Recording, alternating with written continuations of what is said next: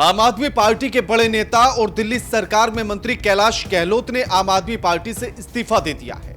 और इसके बाद चर्चा ये चलने लगी कि क्या कैलाश गहलोत बीजेपी में शामिल हो जाएंगे। चर्चा इस बात को लेकर भी चलने लगी कि जो आरोप कैलाश गहलोत ने आम आदमी पार्टी पर लगाए हैं तो क्या वो सच है, और दूसरी तरफ आखिर क्या कुछ आरोप लगाते हुए उन्होंने आम आदमी पार्टी को छोड़ा है, और क्या इस इस्तीफे के पीछे सच में नैतिक मूल्य है या महत्वाकांक्षा है या फिर कोई राजनीतिक मामला। क्या सीबीआई और ईडी का डर कैलाश गहलोत को भी सता तो नहीं रहा था? आज इन्हीं सभी सवालों को लेकर इस वीडियो में आपको बताएंगे। नमस्कार, मैं आपके साथ के राणा, इंडिया 27 देख रहे हैं आप। सबसे पहले तो इस बात को लेकर करेंगे कि आखिर कैलाश गहलोत ने जब आम आदमी पार्टी छोड़ी तो उसके पीछे के कारण क्या है और उन्होंने कौन कौन से आरोप आम आदमी पार्टी पर लगाए हैं। सबसे पहले तो उन्होंने जो है आम आदमी पार्टी को जब इस्तीफा दिया अरविंद केजरीवाल को, तो उन्होंने कहा कि मैं आपको यह बताना चाहता हूं कि आज आम आदमी पार्टी गंभीर चुनौतियों से जूझ रही है। पार्टी के सामने उन्हीं के मूल्यों की चुनौतियां हैं। हमें आपके साथ जो लेकर आए थे राजनीतिक महत्वाकांक्षा लोगों के प्रति प्रतिबद्धता से आगे निकल गई है। कई वादे अधूरे रह गए हैं। यह एक बड़ा और गंभीर आरोप है। इसी के साथ जो उन्होंने आगे कहा उसमें वो अरविंद केजरीवाल के नाम एक चिट्ठी लिखते हैं और उसमें जहां वादों को अधूरा करने की बात करते हैं तो उसी बीच उन वादों का भी जिक्र करते हैं, जिसमें सबसे पहले वो यमुना की सफाई का उदाहरण देते हैं और वो कहते हैं कि यमुना की सफाई को लेकर कई बार दावा और वादा दिल्ली की सरकार ने जनता से किया, लेकिन उसे आज तक भी पूरा नहीं कर पाई है। और इसमें उन्होंने लिखा कि लोगों के अधिकारों के लड़ने की बजाय हम केवल अपने राजनीतिक एजेंडों के लिए लड़ते रहे। इससे दिल्ली के लोगों को बुनियादी सेवाएं प्रदान करने में कई कठिनाइयां हो रही हैं। आगे वो लिखते हैं कि क्या हम अभी भी आम आदमी पार्टी हैं, क्योंकि इस बात को लेकर आरोप लगातार बीजेपी ने भी लगाया और बीजेपी ने यह भी केजरीवाल पर आरोप लगाया कि जो केजरीवाल ये कहते थे कि मैं तो सरकार की ना गाड़ी लूंगा ना बंगला लूंगा, वो करोड़ों का शीश महल बनवा लेते हैं अपने लिए। तो उसी को लेकर उन्होंने लिखा कि क्या आज भी हम आम आदमी हैं या नहीं हैं। तो वो लिखते हैं कि नया बंगला जैसे कई शर्मनाक और अजीबोगरीब विवाद हैं जो अब सभी को संदेह में डाल रहे हैं। क्या हम अभी भी आम आदमी होने में विश्वास करते हैं? अब यह साफ है कि दिल्ली सरकार अपना अधिकांश समय केंद्र से लड़ने में लगाती रहेगी तो दिल्ली का कुछ नहीं हो सकता। इसी के बाद वो लिखते हैं कि सेवा की प्रतिबद्धता के साथ शुरू की थी राजनीतिक यात्रा। उन्होंने कहा कि मैंने जो लोगों की और जनता की सेवा के लिए इस यात्रा को शुरू किया था, अब मैं वो नहीं कर पा रहा हूं, उस काम को जारी नहीं रख पा रहा हूं और इसीलिए आम आदमी पार्टी से अलग होने के सिवा मेरे पास कोई दूसरा विकल्प अब बचा नहीं है और इसीलिए मैं आम आदमी पार्टी के प्राथमिक सदस्यता से इस्तीफा दे रहा हूं। अब एक और जो बड़ा कारण है वो ये निकलकर सामने आ रहा है कि जो टीस कैलाश गहलोत को लगी जब अरविंद केजरीवाल इस्तीफा देने की बात करते हैं जेल से बाहर आने के बाद, तो उस समय पर एक नाम कैलाश गहलोत का भी आगे चल रहा था कि दिल्ली के मुख्यमंत्री वो भी हो सकते हैं। लेकिन ऐसे में कमान उनके हाथ में न देकर कमान चली जाती है आतिशी के पास और मुख्यमंत्री के तौर पर आतिशी को बना दिया जाता है। दिल्ली में झंडा फहराने को लेकर भी एक विवाद हुआ था, उसको लेकर भी आगे अभी कहानी बताएंगे कि कैसे कैलाश गहलोत जो है वो चर्चा में आ गए थे। लेकिन जो मुख्यमंत्री की महत्वाकांक्षा थी, मुख्यमंत्री बनने की जो महत्वाकांक्षा थी, हो सकता है कि पहले ना रही हो, लेकिन जब न्यूज में खबरों में इस बात की चर्चा होने लगी कि अरविंद केजरीवाल के लिए मुख्यमंत्री के तौर पर कैलाश गहलोत भी हो सकते हैं, तो महत्वाकांक्षा शायद बढ़ गई। और उसी का एक कारण भी यह रहा होगा कि उनको जो है मुख्यमंत्री ने बनाकर आतिशी को मुख्यमंत्री बना दिया गया। लेकिन अभी एक और खबर ये सामने आई थी कि जो दूसरा अभी लगातार जो है ये बताया जा रहा है और माना जा रहा है, चर्चाएं इस बात की होने लगी हैं और इस बात को लेकर इशारा जो है वो संजय सिंह ने भी कर दिया है कि कैलाश गहलोत बीजेपी में जा सकते हैं। अब कैसे, उसको लेकर भी एक आप थोड़ा सा पूरा माजरे को समझिए।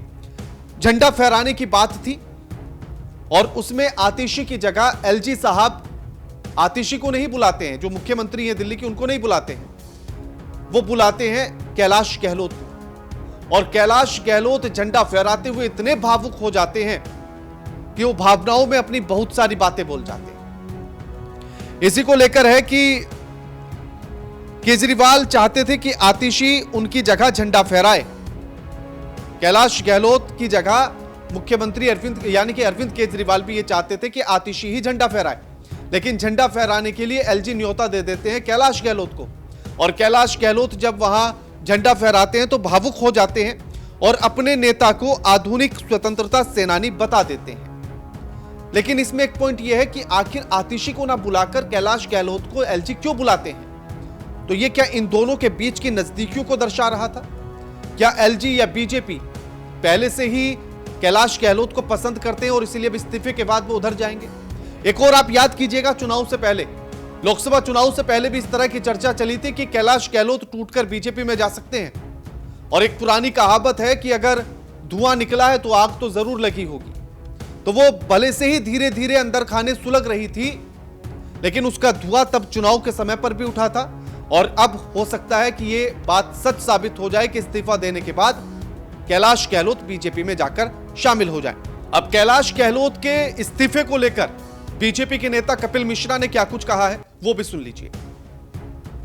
अब कपिल मिश्रा ने भी उनके इस्तीफे को लेकर स्वागत किया है और उन्होंने कहा कि यह स्वागत योग्य है और आम आदमी पार्टी के तमाम ऐसे कार्यकर्ता हैं जो आम आदमी पार्टी की लूट खसोट को लेकर परेशान हैं और आम आदमी पार्टी छोड़ना चाहते हैं और छोड़ रहे हैं।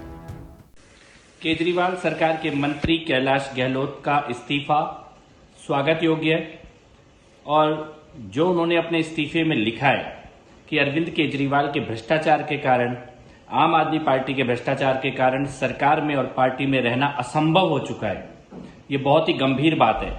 एक सिटिंग मंत्री इतनी गंभीर बात कह के चुपचाप इस्तीफा देके सरकार और पार्टी से अलग हो रहे हैं। स्वागत कैलाश गहलोत जी के इस कदम का। और यही हालत आम आदमी पार्टी के गली गली के हर कार्यकर्ता की है।